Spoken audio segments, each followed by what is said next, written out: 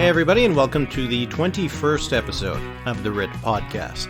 Soon I'll be joined by Aaron Wherry to set you up for next week's return of Parliament, but first let's get to some leadership news that's impacting both the United Conservative Party of Alberta and the Conservative Party of Canada. Erin O'Toole is facing a revolt of sorts. At the beginning of the week, Saskatchewan Senator Denise Batters launched a petition calling for a leadership review. Under Erin O'Toole's leadership, the rift in our party is growing. He told us this is not your grandfather's Conservative Party and warned campaigning MPs they must agree 100% with his new direction, which constantly changes, or get out of caucus. The goal was to get 5% of members in at least 5 provinces to sign the petition within 90 days, which would trigger a secret ballot referendum on O'Toole's leadership within 120 days of the threshold being met. Not long after Batters launched this petition, the Conservative Party ruled it out of order, that a petition like this could not spark a leadership contest. Then, on Tuesday night, O'Toole ejected Denise Batters from the Conservative caucus, and reports are that anyone who backs her will face the same fate. But it's also been reported by Global News that this is part of a multi-step campaign that goes far beyond Batters, so this is probably not the end of the story. In fact, this is a very fast-moving story, and between the time I'm recording this and the time you're listening to it, a lot might have changed. Speaking of which, the Alberta United Conservative Party is holding its AGM on the weekend, and there too, the leader is facing an internal revolt. 22 constituency associations in the province are calling for a leadership review for Jason Kenney to be held before March 1st, rather than in April as he had previously committed to. This comes after Kenney has faced criticism from both inside and outside his caucus, including from Brian Jean, the former Wildrose Party leader who is running for the UCP's nomination for the upcoming by-election in Fort McMurray-Lac-La-Biche. There might be some maneuvering going on to change the threshold from 1/4 of ridings to 1/3, but we don't actually know if those associations wanting the early review already meet that second threshold. All we know is that at least 22 are calling for the early vote. So we'll have to see what's going to come out of all this and how the AGM unfolds. Last week I briefly mentioned the splintering happening within the Conservative movement across the country, but now we seem to be seeing it happen within parties too. Last week I also talked to Teresa Wright about politics in Prince Edward Island. Well, on Monday, voters cast their ballots in the Cornwall-Meadowbank by-election, and Mark McLean of the PCs captured 40% of the vote, a gain of just over 22 points since the 2019 general election. Jane McIsaac, the Liberal candidate, took 33% of the vote, down nearly 15 points, while Todd McLean of the Greens took 23%, down 10 points. This win for the PCs is a big one, as they last won an election in this part of P.E.I. only in 1982. It also gives Dennis King's government a bit of a cushion, increasing their 1-seat majority to a 2-seat majority. I wrote about the results on Tuesday on the Writ.ca, so you can check that out for more.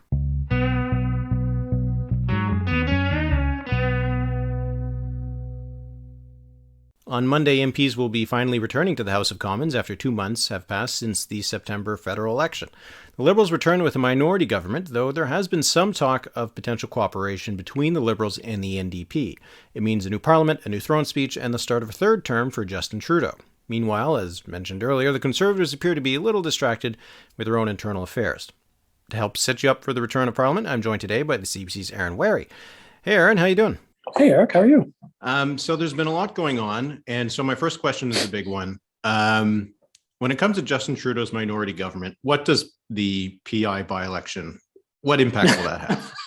I mean, obviously, as P.E.I. goes, so goes the nation. So I assume that the federal parties are poring over that data right now, trying to figure out how to recalibrate their policies in light of how the voters in P.E.I. have moved.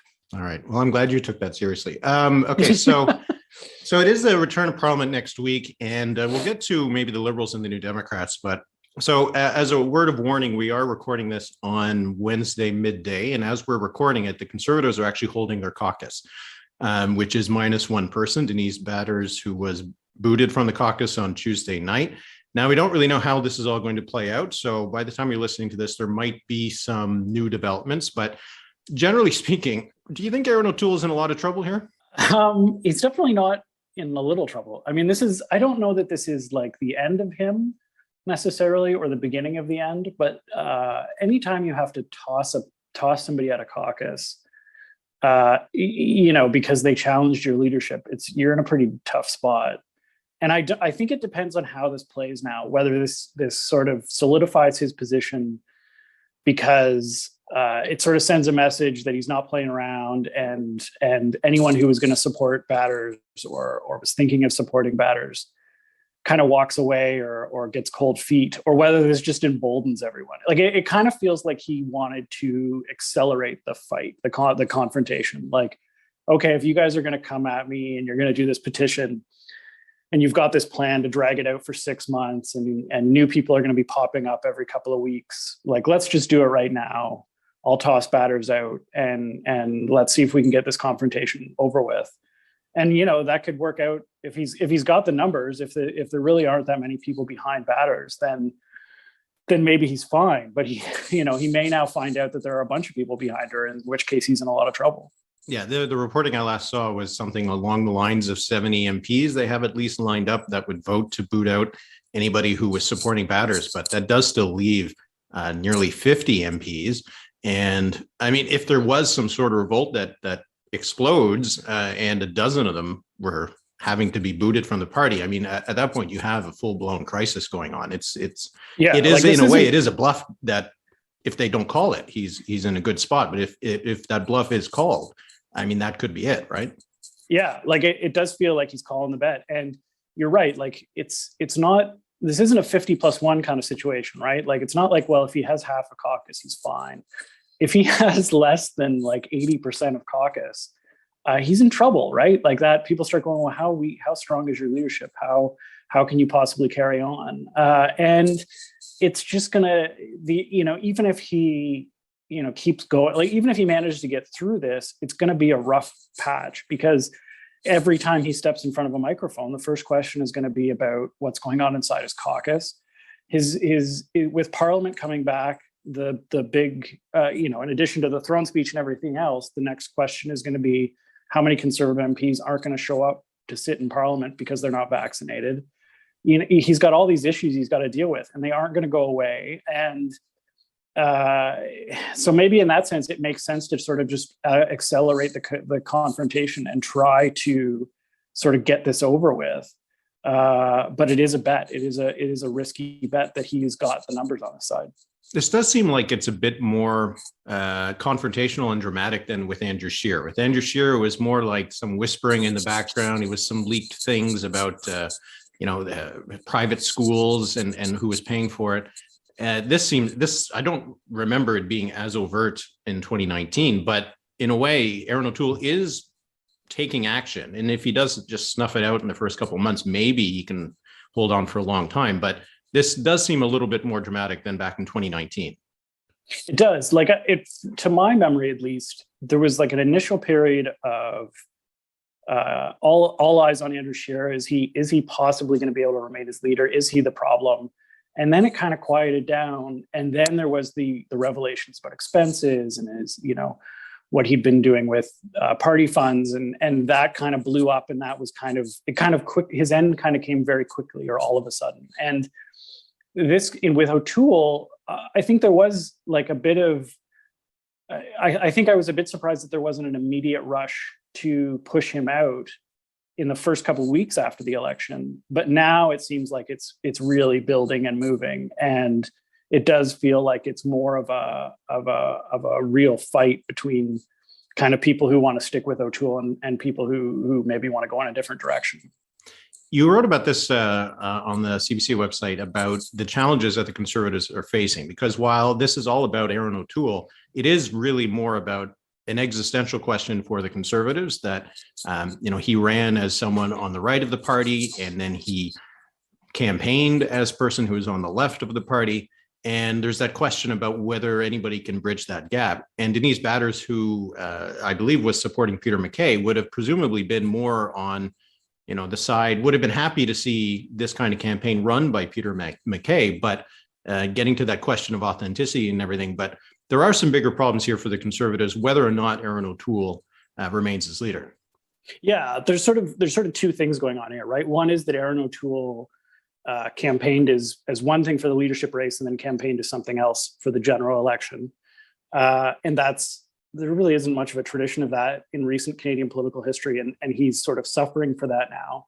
But the other problem is that the reason presumably that he tried two different strategies here is because the Conservative Party base and the Conservative Party is on one side of many debates, and the general electorate is on the other, on gun control, on vaccine mandates, on climate change.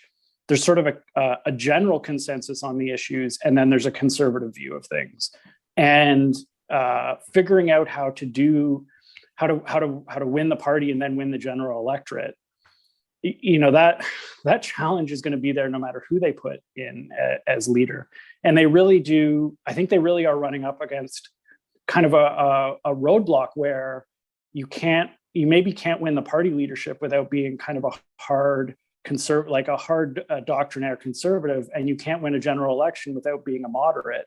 If that's the case, how do they win elections? And how does a viable general election candidate ever win the party leadership? Yeah, and I mean, there was some conservatives who would say that the reason that the Conservatives have been losing or lost under Erin O'Toole is that, if they run as a centrist party, then voters who are moderates will prefer the centrist party. But I'm not sure if it's as simple as that, right? Because a lot of the PPC vote, for example, probably wasn't going to be voting for a conservative who was just slightly more to the right. And the Liberals didn't run a particularly good campaign in this case, and the Conservatives still just came up short.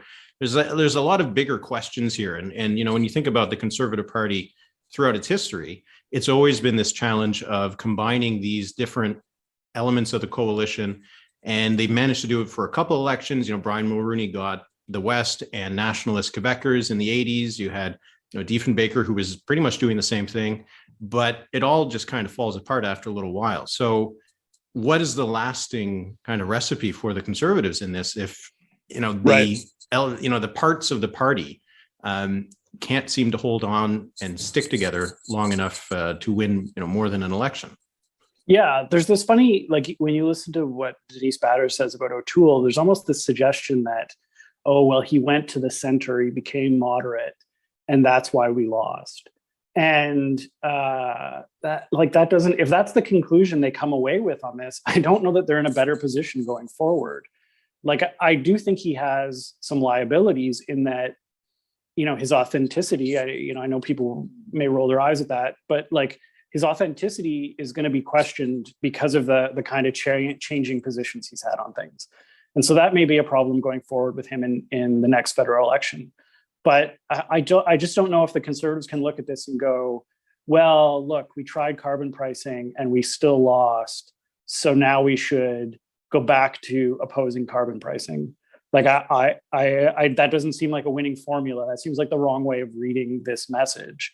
And it still seems to me that you would know the math better than me, but, they can lose 10 points in Alberta so long as they make up, 5 or 10 points in Ontario. Like, they've still got more room to give up on the right than they have already. Like, the trade-off still seems to be there, that if you have to give up on the right to get Ontario and get Quebec and get Atlantic Canada, that's still the better trade-off. That's still how the math works to get them back into government. I mean, we'll see what happens with this. If they do get into another leadership race, which direction the party is going to go. If Erin O'Toole remains as leader, does he remain as leader saying, we're continuing with this approach, or are we going back to trying to be a bit more conservative to shore up the base?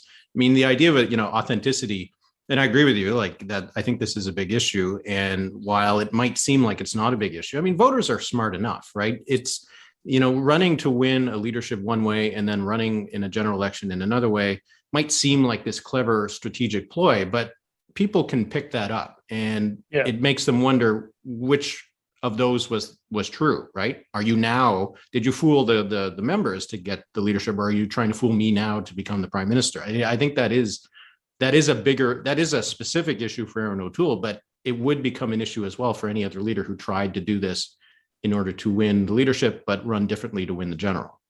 Right. I still think, it's also possible, I think, here to overrate how much the leader necessarily matters. Like, it's the Conservatives, like the Liberals kind of got into a situation between 2006 and 2012, 2013, where they just thought, well, if we just change the leader, Like eventually we'll find the right one and we'll break through. And granted, they did get lucky when they got a pretty singular candidate in Justin Trudeau. And a lot of what they accomplished in 2015, you can trace back to sort of who Trudeau is and his unique appeal. But their offer in 2015 was fundamentally different than what they'd offered in 2011 and 2008. Like their platform, their policy, their approach to things had changed. Trudeau came in and made some big moves about, deciding the party was going to be strictly pro-choice, kicking senators out, promising to legalize marijuana, focusing on the middle class. It wasn't just that they changed leaders and that's how they got back into government. You do have to go back to kind of the first principles and figure out what your party's about and figure out where the electorate is and figure out how to get to your party to where the electorate is. And I just don't know that the Conservatives have yet gotten to that part of the conversation. Yeah, a lot of the discussion I've heard from Conservatives who are supporting Erin O'Toole publicly have said, that we need to focus on being a good opposition party. And that role is, very important in our democracy. But at the same time, if you're a party trying to get into power and you're focusing on the opposition aspect rather than the offer to becoming a government, I think that is also, part of the problem, that the Conservatives do need to have a good offer in the next election. Eventually, you can win an election just by not being the government, right? Right. But right. That is not a long-term strategy for success. Right. Yeah. And you're right about the opposition thing too, right? Like the last leader of the official opposition to become prime minister was Stephen Harper. And we've had several now try their luck and fail. And you go back again to 2015, everybody said, Tom Mulcair is an excellent opposition leader. He's a really excellent opposition leader. He has so much credibility, he's so strong in the House. And that didn't really seem to amount for much when it came to a general election because the Liberals had the better offer. So yeah, the Conservatives do need to be able to focus on being an opposition and hammering away at the government. But and you're right, you will get a lucky eventually, and the incumbent government will wear itself out, and the public will want to change, and they'll go for whoever happens to be around. But you do have to go out most of the time. You do have to go out and actually win the election with something proactive and forward thinking. And so, regardless of who the Conservative, like whether it's O'Toole in the next election or another Conservative, unless the Conservatives can kind of deal with the fundamental questions that go right through their party, they won't necessarily be in a better position if they switch leaders. So on the podcast, I take questions from people, and there was one that I thought I'd actually bring up here because it talks, it's about these leadership things. This was from Christopher J, and he said, would we ever see an Australian-style leadership spill in Canadian politics, where a caucus could appoint a leader? Do we have the mechanisms in party rules to do it? I think you and I have actually talked about this before, but in Australia, the caucus can and has in several times in just a number of years. Every 6 months or so, yeah. Yeah, I think so. They replace their leader, but it's driven by the caucus. We don't really have that here, but I think technically, because of the Reform Act, the Conservative caucus, if they wanted to, could remove Aaron O'Toole as leader, but he would still technically be the leader of the Conservative Party because there isn't a mechanism within the private organization that is the Conservative Party Canada to follow what the parliamentary caucus says. Yeah, there's sort of two. Yeah, you're dealing with two different things, right? You're dealing with caucus and you're dealing with a political party. I believe the caucus. I'd have to go back, and you didn't prepare me for this question, Eric, so I didn't do my homework. I believe the Reform Act allows for caucus to appoint an interim leader. It might. I can't remember, but so caucus could do a straight vote and get rid of O'Toole or declare him not to be the leader. I mean, at that point, it's kind of academic, right? Like if there's if 50% of your caucus says you should go, the rest of the party is probably going to decide, yeah, you should probably step aside. Your position is probably untenable. It might get dragged out for longer than it needs to be, and it might be more painful for everyone. But it's sort of whether or not it's the caucus who officially votes you out or not. It's not necessarily the biggest distinction, because one way or another, if you don't have the support, you're not going to be leader for very long. Yeah. So the answer is it's not really a mechanism that exists in Canada, but in effect, it would have the same impact. But we haven't really seen a lot of cases where the caucus is overturning a leader. I can't recall the last. Well, I mean, it happened with the Bloc not a couple of years ago, right? But often the caucus kind of doesn't want to weigh in that much. No, there was the Stockwell Day situation, but things have to get pretty dire for caucus to decide to play the nuclear option, because again, like, all the incentives sort of are on the side of keeping everyone together and keeping everyone on side, because even if you're a caucus member and you think your leader's terrible, that triggering a leadership change or a confrontation is going to have ramifications for you personally within the party, but also going to have ramifications for your party to the rest of the country. And if the rest of the country thinks your party is a basket case, then your own chances of being elected are going to suffer. These things do happen. There will be points where the pressure internally or the disputes are too much and they force a party leader out, but there's a lot of incentive to kind of stick together and try to ride it out. A lot of MPs or MLAs or whatever prefer to have someone else make that decision, and at least publicly. If the members can do it, it's better. Yeah, there's a lot of like deferring. Well, if the party wants, if the members, the grassroots want to do this, then obviously we must listen to the grassroots. And nobody wants to sort of stick their neck out for maybe obvious reasons. I mean, we'll see in the current situation now that Erin O'Toole's sort of drawn a line in the sand, okay, well, how many people want to get up and stand up and say, I side with Denise Batters. It's time for Erin O'Toole to go. We will. It's a bit of a test of courage at this point. So let's move on to the other parlies in the House, including the governing party. Yes, they're less interesting though. So we're going into Parliament returning. There'll be a throne speech. There was this discussion about the Liberals and the New Democrats potentially working together in some informal or formal way to make Parliament work. Erin O'Toole started talking about a coalition, which was never really on the table. And Jagmeet Singh said, no, we're not going to do a coalition, despite no one offering that to him. But from what I can see, that it doesn't seem like that has gone much further than just some discussions, and I guess they'll play it out from vote to vote as usual. I do suspect that there were conversations, and it came up, and it was sort of floated and considered on both sides, and maybe they're still considering it, but it's not. The comparison point is 2008, when the Liberals and the NDP actually did form a coalition. Tried, yes. They at least put something in writing. But in that case, so there was a couple of things. One is, like, if you look at how that came together, there were negotiating teams and all sorts of back channel conversations, and they were sitting down and hashing out terms, and there was lots of back and forth, and it was very formal, really. There were distinct negotiating teams on each side, and there was lots of they were getting down to discussing very specific terms, and so that hasn't happened in this case, which suggests that it's not very far along. And the other thing that's different about 2008 now is that there was it was time sensitive, right? They needed to move fast because they thought they were only going to get one shot at Harper. They never even got that shot, but they needed to move fast to try to replace the government that was in office. And in this case, there really isn't an impetus to move fast and get something done. And so I think it's possible that this plays out longer, and that maybe discussions sort of happen, they see how things play out, and then maybe they come to some terms later.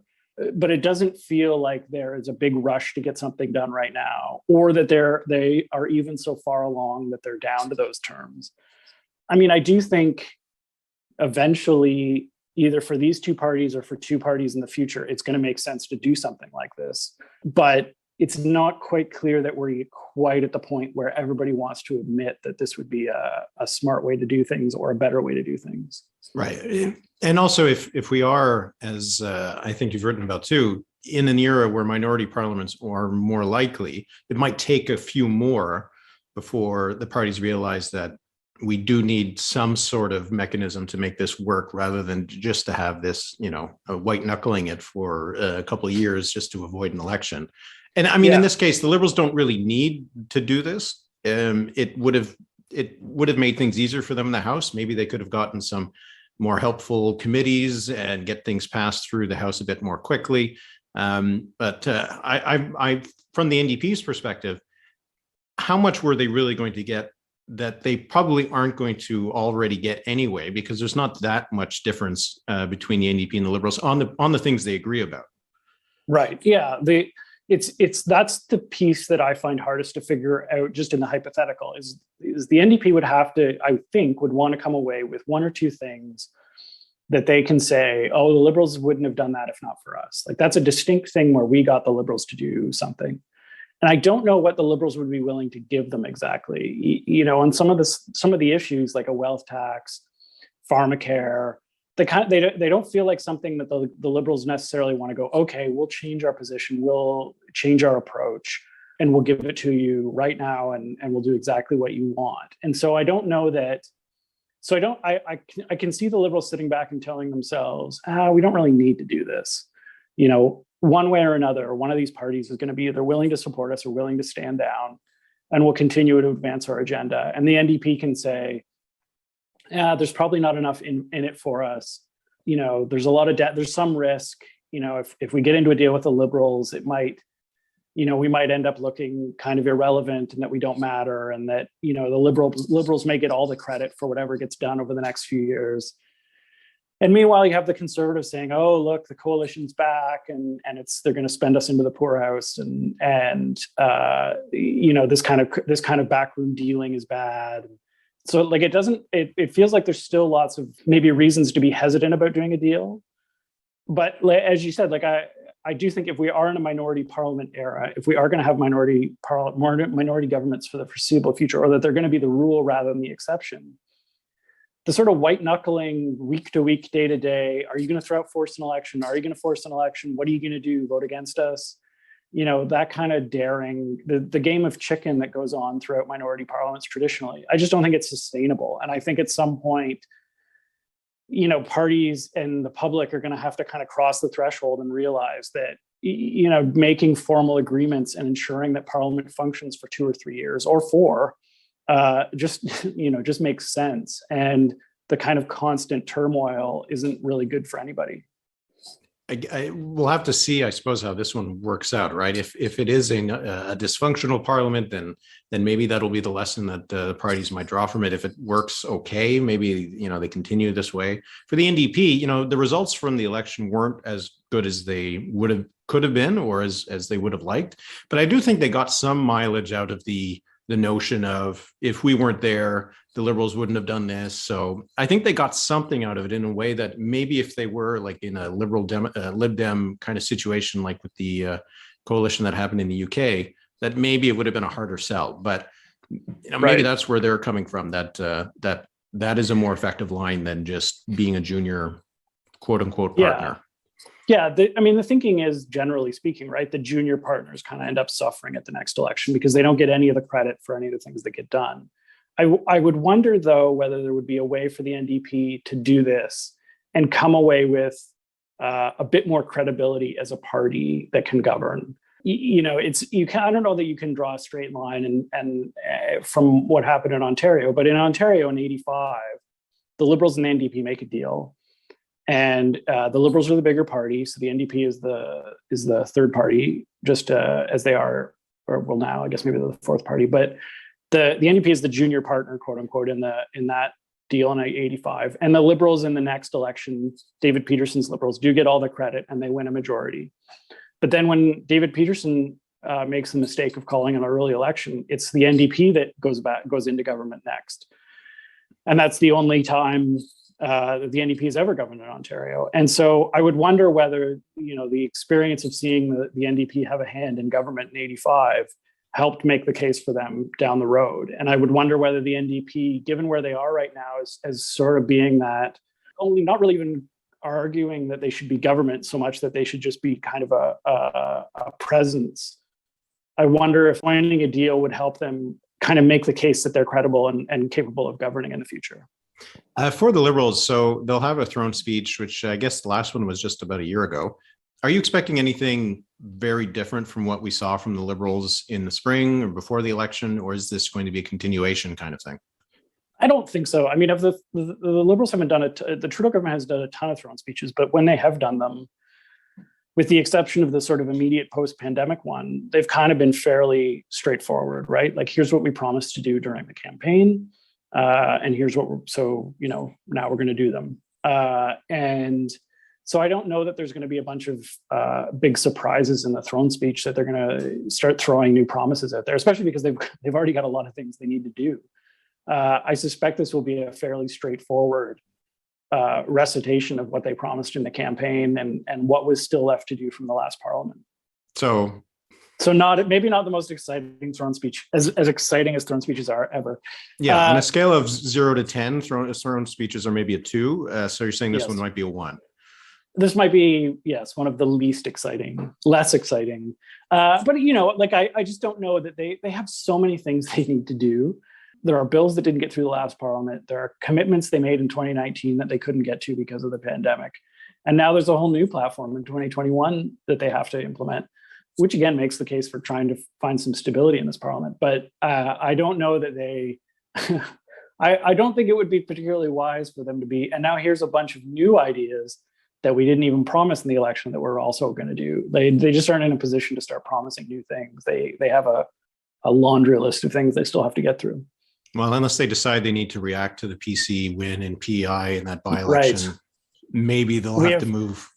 We have heard the people of Prince Edward Island, and here is how we shall respond. Yes, it's possible. It's very possible. All right. Well, that's something to watch. All right. Well, thanks very much, Aaron. 44th Parliament starting on Monday, and we're expecting fireworks probably not in the House, outside the House, as the Conservative Party goes through a little bit of a time. A little bit of a turbulence. Yeah. All right. Thanks a lot, Aaron. Thanks, Eric.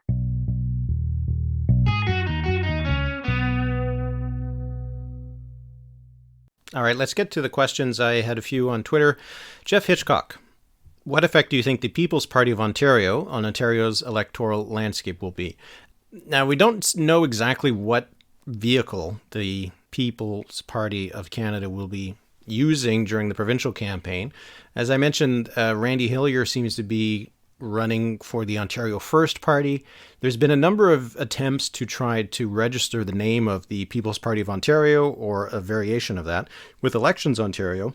But these attempts have been rejected because there's another party that is the People's Choice Party or something similar to that, and Elections Ontario doesn't want to have multiple parties with similar names. So we'll see whatever it's going to be, but there will definitely be a purple party, if we can call it that, in the Ontario election in June. So what will the effect be?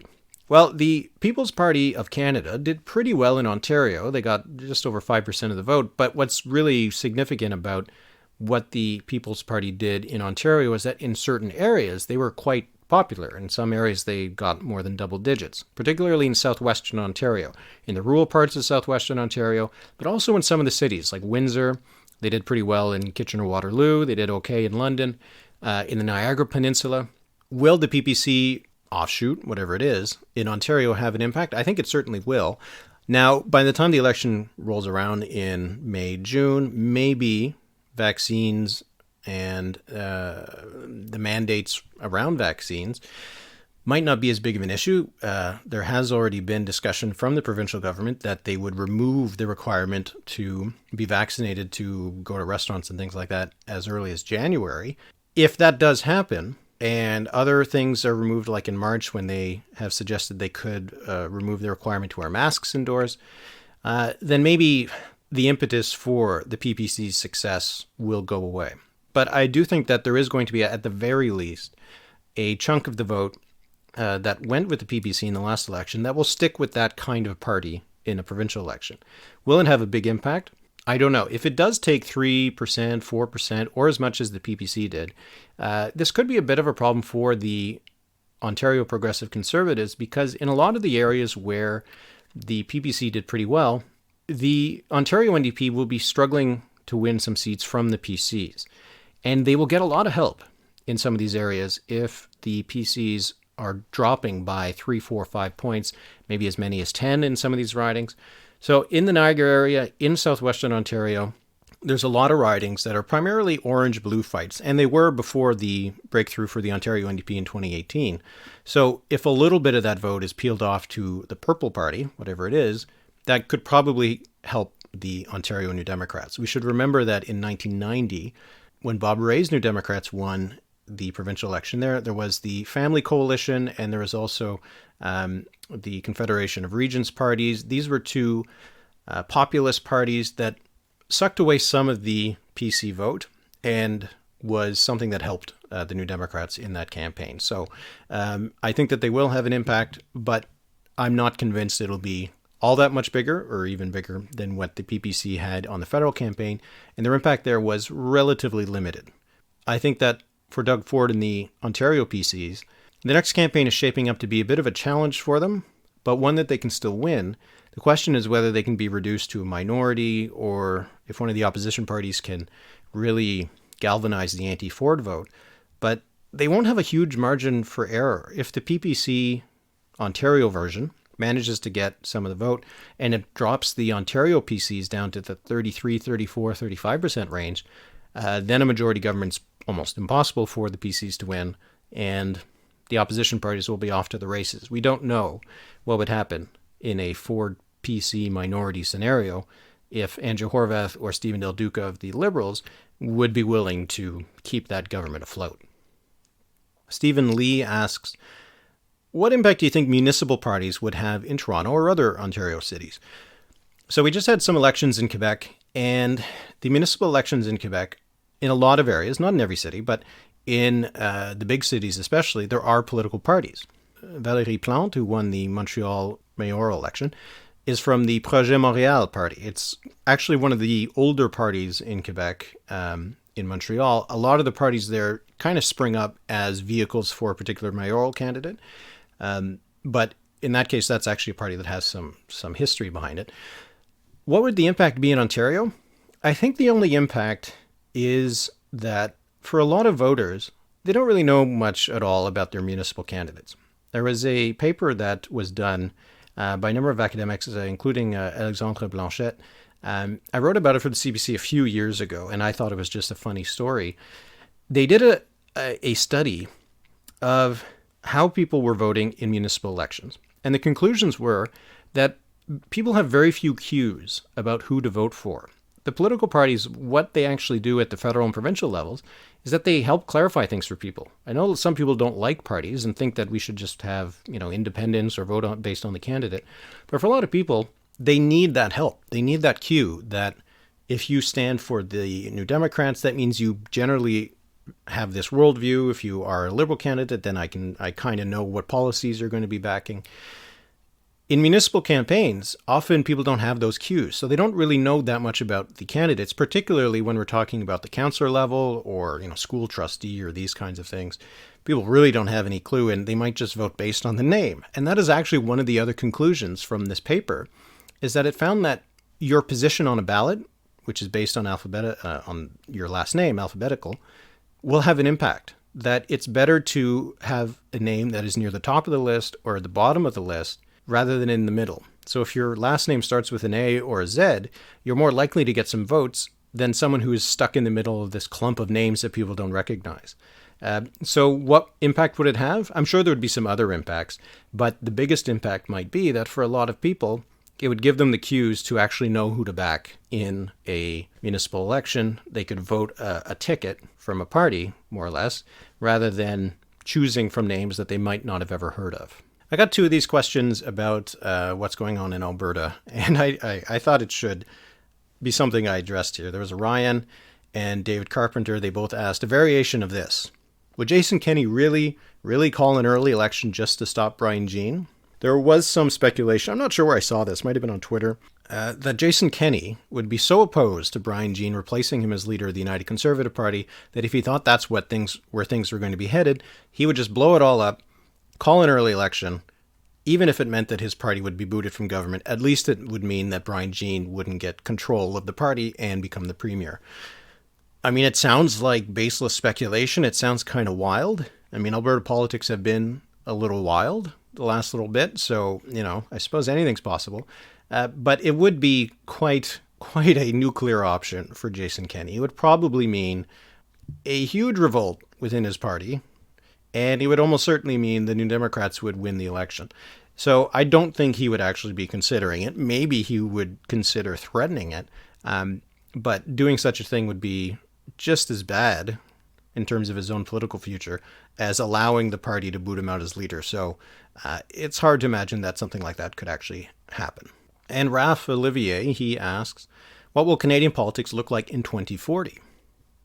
Well, there'll be lots of discussions about the redistribution of the seats on the moon and whether we should be able to vote, via hovercraft. But, this was I assume this was a bit of a joke question. I can't predict what's going to happen in 19 years, let alone 19 days.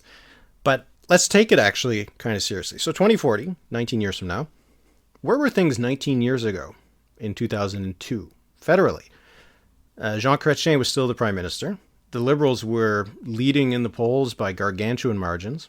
His leadership was a little bit under threat from Paul Martin's crew, but he was well ensconced, and the discussion in the media at the time was that the Liberals were going to be running Canada forever. With the political system the way it was developing, they would never lose an election. The right was divided between the Progressive Conservatives and the Canadian Alliance. Joe Clark was the leader of the PCs again. Stephen Harper was the leader of the Canadian Alliance. The New Democrats were still under the leadership of Alexis McDonough, and the Bloc Québécois, well, it wasn't really clear what was going to happen to them. They also seemed to be losing a little bit of their pertinence. It does show you how a lot can change in 19 years. Obviously, the Liberals are no longer a behemoth, a hegemon that wins election after election, though they are still in power. There is no longer these Chrétien versus Martin fights. On the Conservative side, the parties are merged. Maybe that will continue to work, and maybe it won't. I mean, there is some question about that currently right now, of course. The Bloc Québécois is no longer a party that is really all that focused on sovereignty, though it is, of course, still one of their issues. But they become much more of a regionalist party and might have some success with that. The NDP is definitely different than what it was 19 years ago, though it might be in the same position. What could politics be like in 2040? Well, they could look a lot different, but a lot of it could also look pretty recognizable. Also, last week I had a question about the number of mail ballots that were received by Elections Canada after the deadline to be counted. So I sent the question to Elections Canada, and they are still compiling these numbers. They did get back to me. The spokesperson said that Elections Canada typically reports on the number of late special ballots in the CEO's statutory report to Parliament. The report must be published within 90 days of the return of the writs, so we should expect to see it in early 2022. So we will have an answer here. We will know how many ballots were received late. In most elections, it would have been a very small number because not a lot of people voted that way. But in this election, a lot of people did vote by mail. So it could be a big number. We'll have to wait and see. So stay tuned for that. And when the numbers do come out, I'll definitely have them here on the podcast. And that'll be it for the podcast this week. Thanks again to Aaron Wherry for joining me earlier. And remember to head to the website, thewrit.ca, to read all my latest analyses, as well as the Weekly Writ, my newsletter about all the latest election news, polls, and political history. My Every Election project, which I'll get back to now and then on the podcast, that's more of its home now. The Weekly Writ comes out every Wednesday. And thanks to those of you who took me up on my call last week to subscribe to my YouTube channel. I did get a few of them. I'd like some more. Please do it if you can. And if you have done it, then thanks again. All right, so have a good weekend. If you're out in British Columbia, stay safe. And thanks for listening.